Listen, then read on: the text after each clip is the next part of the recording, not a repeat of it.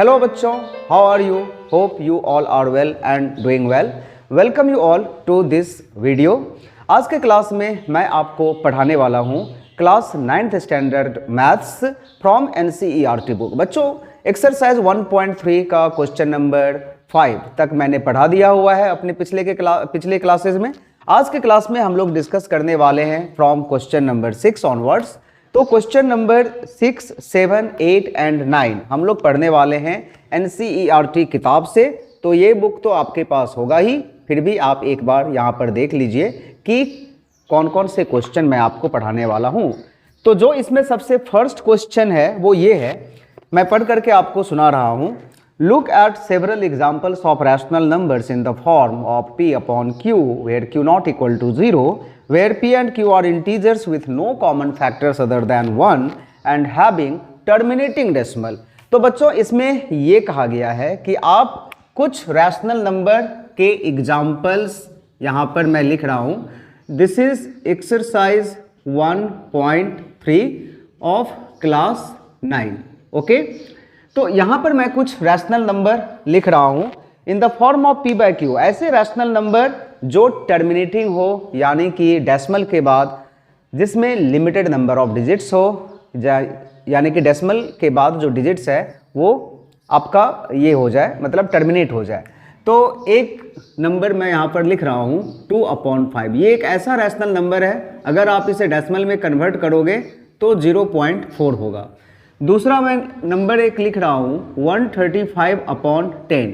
तो ये एक ऐसा नंबर है जो आप अगर डेसिमल में कन्वर्ट करोगे तो ये भी आपका ख़त्म हो जाएगा। एक अगर नंबर मैं यहाँ पर लिखूँ 13/5, तो ये एक ऐसा नंबर है जो भी आपका जो है वो डेसिमल में टर्मिनेट हो जाएगा if you divide the number and if you find the answer in a decimal form.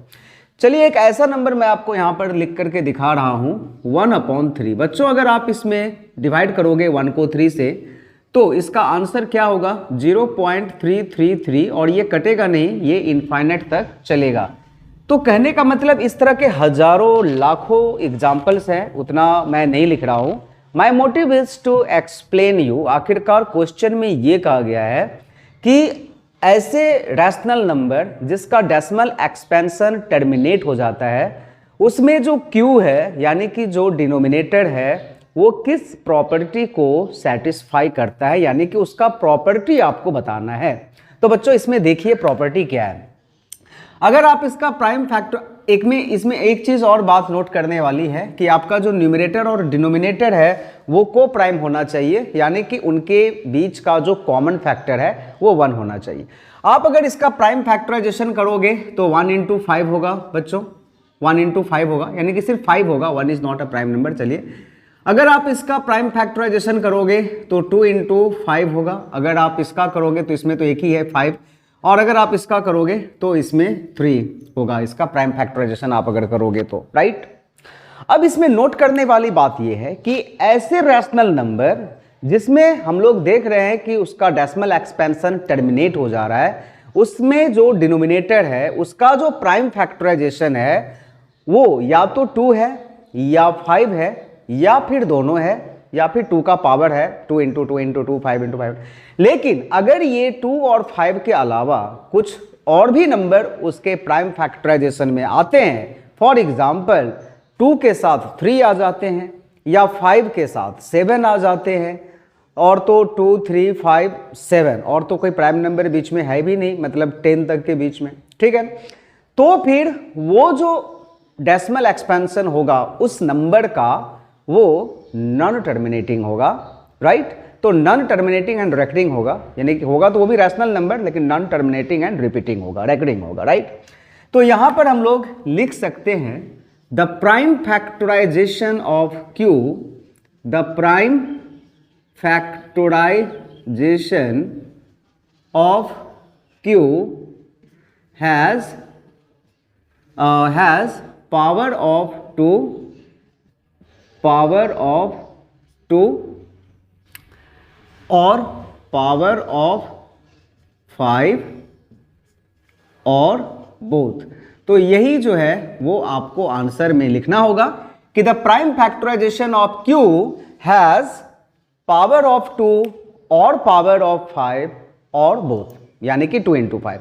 लेकिन अगर 2 और 5 के अलावा कुछ और नंबर है प्राइम फैक्टराइजेशन में डिनोमिनेटर में, तो वो फिर टर्मिनेटिंग नहीं होगा। आई होप कि ये आपको समझ में आ गया है। चलिए आगे बढ़ते हैं। क्वेश्चन नंबर 8 क्या कह रहा है बच्चों? क्वेश्चन नंबर 8 यहां पर कह रहा है right find 3 irrational, no this is number 8, हमें पहले 7 बताना होगा। Right 3 numbers whose decimal expansions are non terminating and non recurring. बच्चों राइट 3 नंबर्स, तो यहां पर हम लिख रहे हैं 3 numbers whose decimal expansions are non-terminating and none, right, और क्या है? Non terminating and non recurring, right.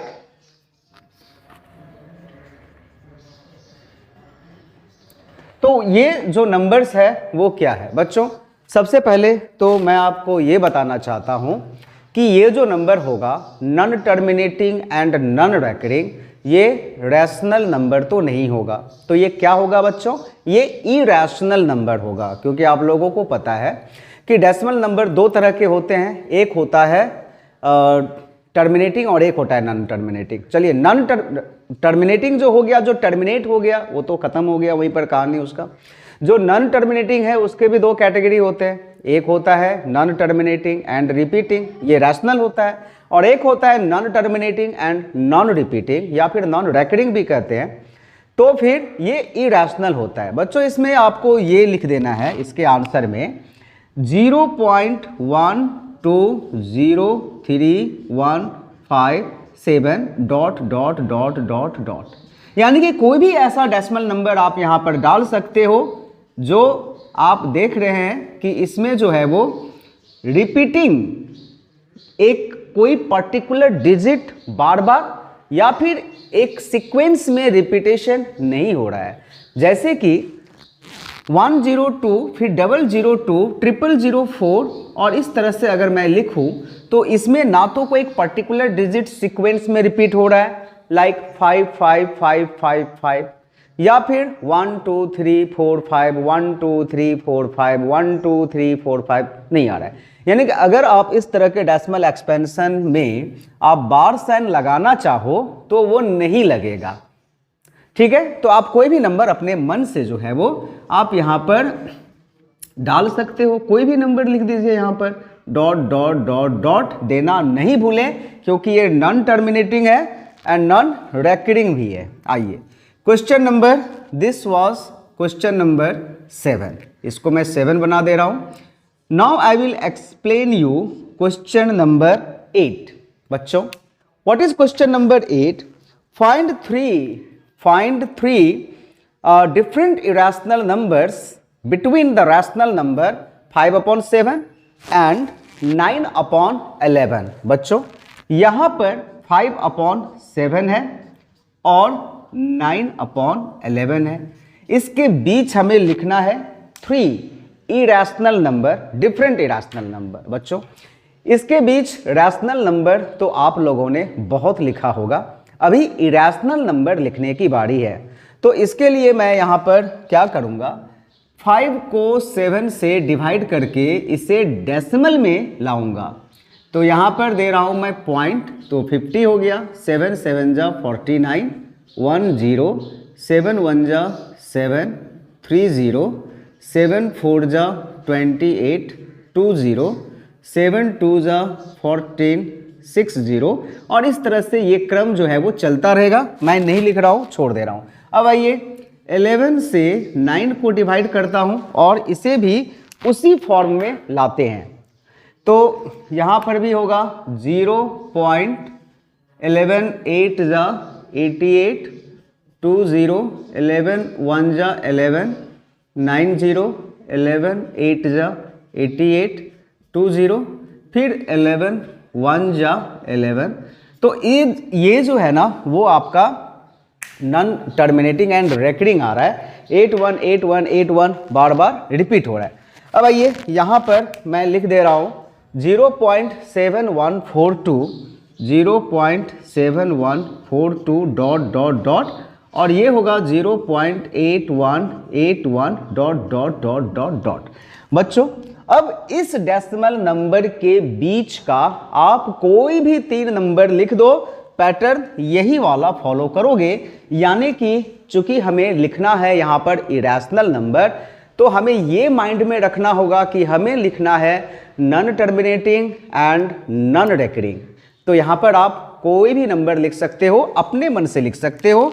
सो यहाँ पर hence 3 irrational numbers are 3 irrational numbers are okay. तो यहाँ पर 3 irrational नंबर को मैं लिख रहा हूँ, थोड़ा गौर से यहाँ पर देखिएगा।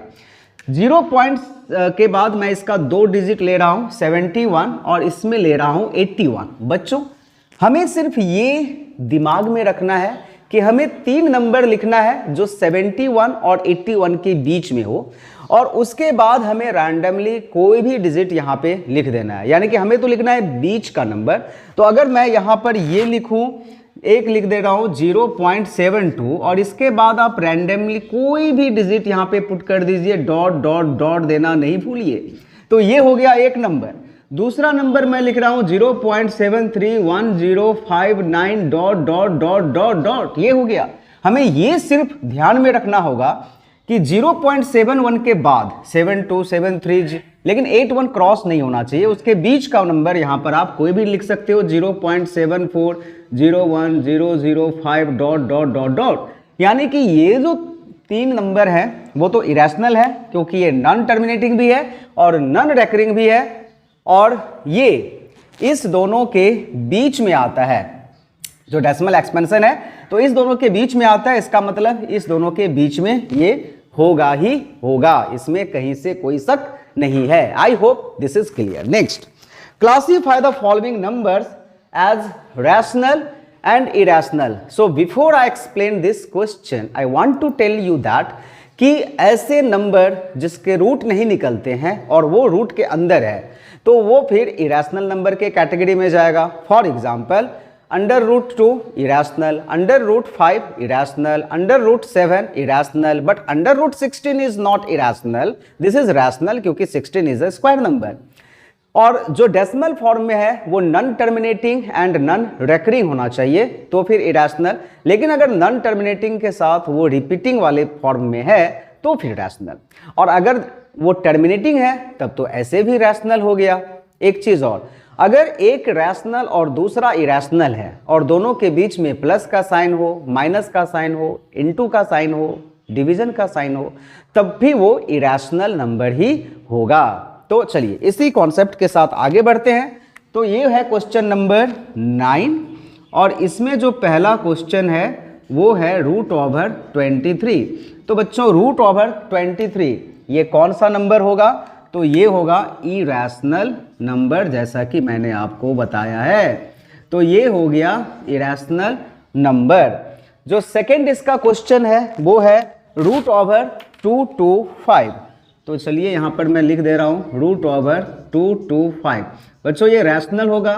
क्यों रैशनल नंबर होगा? I have told you, because 225 is a square number. चलिए नेक्स्ट नंबर है अपना 0.3796। This is question number 3, 0.3796। बच्चों this will be rational number. Why rational number? क्योंकि डेसिमल तो है बट टर्मिनेट हो जा रहा है यहाँ पर। The next number is question number 4। What is this? 7.478 and 478, 7.478 478 dot dot dot dot. तो जैसा कि मैंने आपको बताया है कि अगर वो नॉन टर्मिनेटिंग है और रेकरिंग है तो वो रैशनल नंबर होगा। तो ये रेकरिंग है, 478 रिपीट हो रहा है, so this is rational number. And the last one is 1 point, इसको मैं ऐसे ही बता दे रहा हूँ, 1.101010001000001, यानी कि ये जो नंबर है वो non terminating and non recurring हो रहा है, तो ये इरेशनल नंबर होगा। बच्चों जो क्वेश्चन नंबर 5 है वो इरेशनल नंबर है, और ये इरेशनल नंबर इसीलिए है क्योंकि ये नॉन टर्मिनेटिंग के साथ साथ नॉन रिपीटिंग भी है, नॉन टर्मिनेटिंग के साथ साथ नॉन रेकरिंग भी है। तो बच्चों आज का क्लास यहाँ पर खत्म हो रहा है और इसी के साथ खत्म हो रहा है एक्सरसाइज 1.3। अगले क्लास में हम लोग करेंगे एक्सरसाइज 1.4 फ्रॉम NCERT बुक। तो have a look once again on the board, and if you want you can keep the screenshot of this, so later on you can see all the answers. Go through the answers properly and do practice and do practice, as you all know that practice is only the solution and practice will make you perfect in math. That's all. Thank you everyone for watching this video. मिलते हैं अपने अगले class में, bye bye.